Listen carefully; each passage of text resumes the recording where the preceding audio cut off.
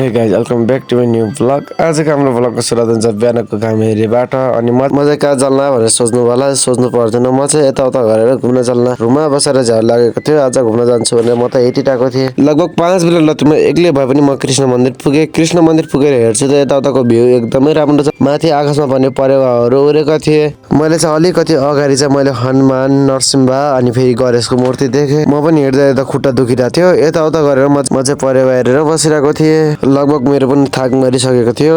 म पनि त्यहाँबाट उठेर म पनि आफ्नो बाटो हिँडेँ। अलिकति अगाडि चाहिँ हाम्रो हजुरबा हजुरआमाको पालाको सामानहरू राखेको थियो। मैले पनि त्यो सामानहरू हेरिसकेपछि म त्यहाँबाट हिँडेँ। फेरि अलिकति हिँडेपछि अगाडि यस्तै राम्रो मूर्ति रहेछ।